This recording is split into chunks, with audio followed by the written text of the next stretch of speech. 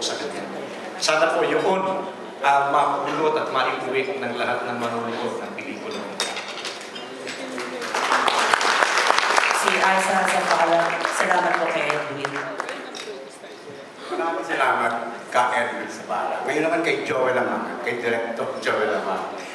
Joel, paano mo na gawa na hindi maging pedantic o parang nagtuturo ang pelikulang ito sa mga manonood ng doktrina ng Iglesia ni Cristo?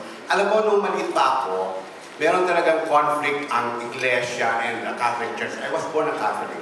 And I'm still a Catholic until now. But I've become tolerant of the Iglesia ni Cristo. Because I have friends na Iglesia na. Naiintindihan ko na sila ngayon. Kanya lang, itong pelikulang ito, hindi kaya ito ma-perceive ng mga non-Iglesia na parang propaganda ng inyong simbahan para maging bahagi ng inyong mission to convert people to your church, to your faith. Ang subject matter ng pelikula ay buhay ni Felix Manalo. Sino ba si Ka Felix Manalo? Siya ang pinagmugatan, pinagmulan ng Iglesia ni Cristo.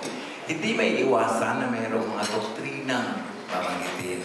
Hindi may iwasan na mayroong pananampalatayang sasabihin. Hindi may iwasan na banggitin ang kanilang pananampalataya na nakabatay sa Biblia.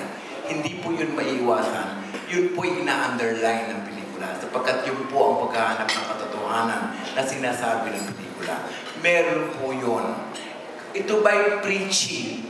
Opo, dahil ang ating main character ay preacher. Meron bang preacher na hindi nagpe-preach? Hindi po siya effective. Makikita natin kung gaano ka-effective ang isang tao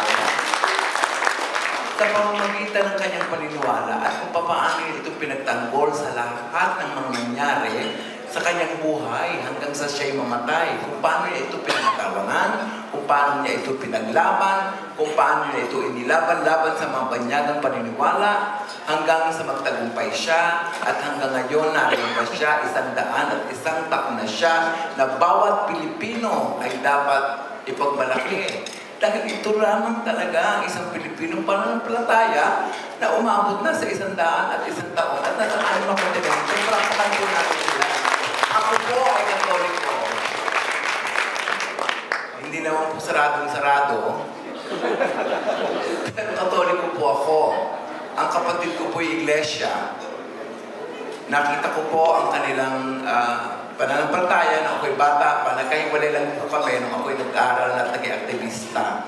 Nagalit po sa akin ang aking kapatid. Doon lang po kami nagkahiwalay. Pero nung siya po'y nagkasakit at mamamatay na, kami po'y nagbati uli. Kaya lang hindi po siya nagtagumpay na ako'y mabinyagan. Hindi pa naman uli ang lahat.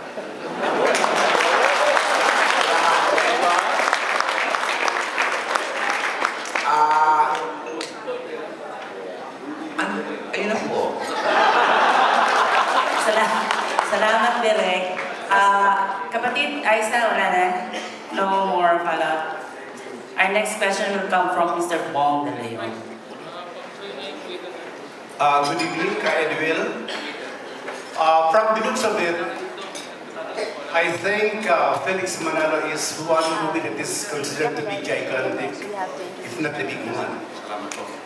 I'd like you to tell me if under what category do you put this film? Is this historical or spiritual or whatever? I know this is bound to make a box office history. Maraming salamat po na sa akin iniabot yung katanungan. Pero palagay ko po ang mas effective po kasagot noong katanungan ninyo ay si Director. Kung papayag po kayo, sila po sasagot. Of course. Salamat. Okay lang ba po? Basta Luzon, Visayas, Ay hindi po nahihiwalay ang pelikula kasi meron pong malaking kategorya. Ibig sabihin pangalay drama. Diba? Sa ilalim ng drama, may historical drama, may romantic drama, may iba-iba klaseng drama.